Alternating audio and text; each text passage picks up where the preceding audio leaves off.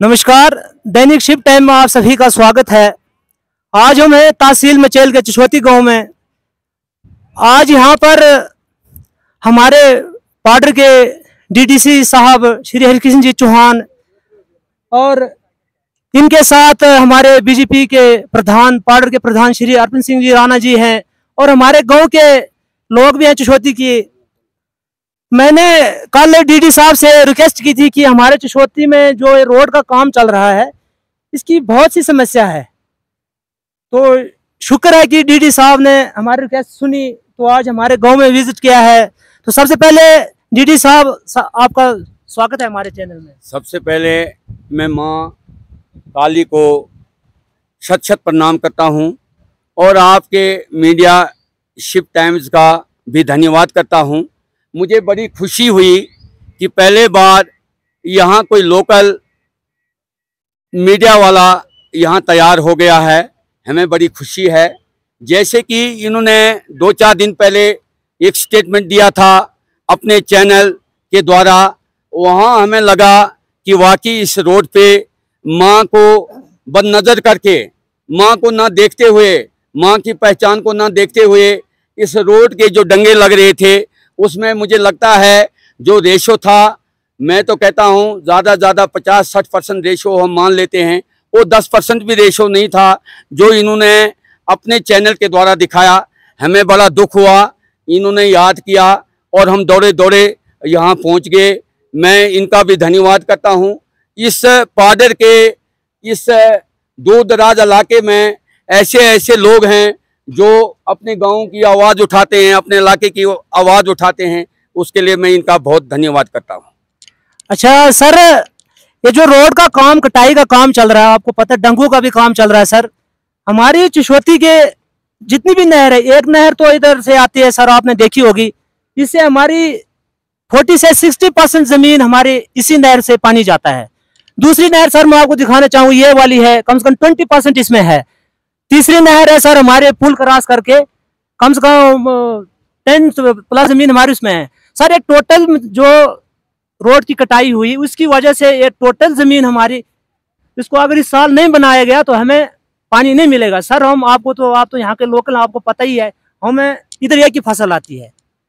अगर इस बार हमें पानी नहीं मिलेगा तो सर हम पूरे गाँव गरीब हैं सर, आपको सारा पता है, आप तो यहाँ के बाशिंदे हैं।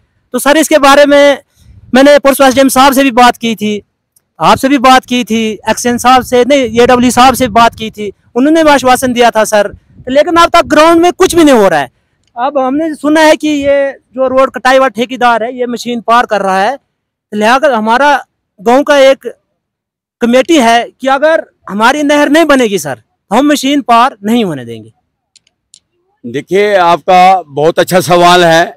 जैसे अभी मैं गाँव वालों से मिला, आपके मीडिया के द्वारा स्टेटमेंट देने से पहले मैं गांव वालों से मैंने बातचीत की।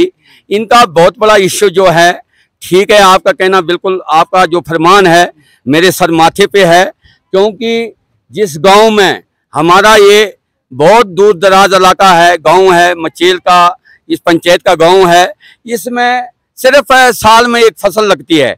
अगर आपकी नहर तैयार नहीं होती है, वो फसल आपकी तैयार नहीं होगी, तो यहाँ के लोगों को 2 टाइम की रोटी खाना बहुत मुश्किल हो जाएगी।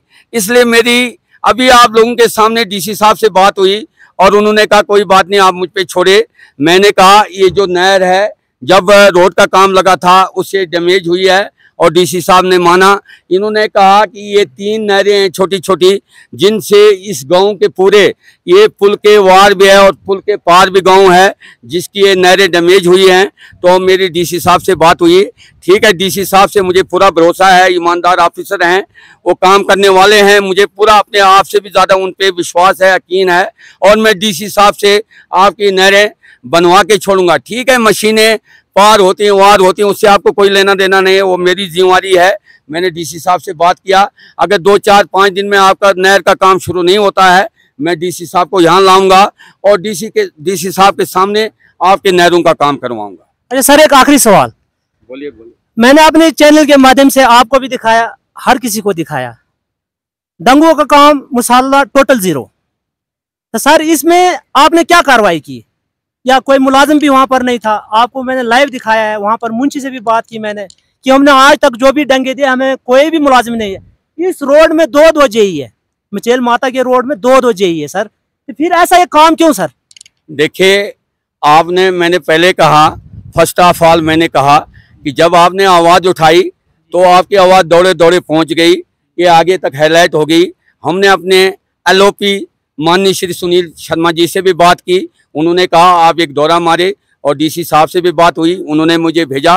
और मैं अपने साथ यहाँ के एक नौजवान युवा हैं जिनको काम करने का बहुत शौक़ है, जिनका अच्छा बोलचाल है, मैं तो कहता पार्ट में एक बहुत बड़ी आवाज़ है, इनको भी मैं साथ लेके आया क्योंकि मेरे पास गाड़ी वगैरह नहीं है।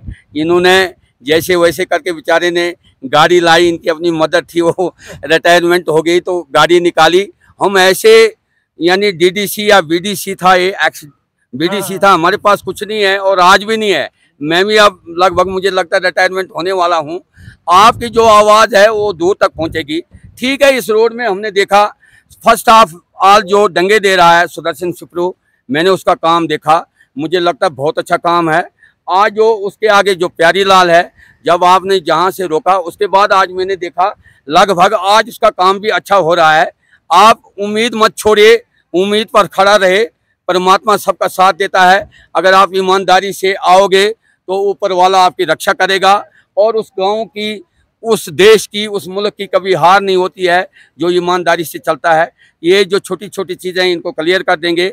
ऐसे हमारे एसडीएम साहब हैं, वो भी काफ़ी ईमानदार ऑफिसर हैं। ठीक है, एक बार आपने उनको बुलाया, वो नहीं आए, उनकी बहुत सारी मजबूरियां हैं, आजकल देश और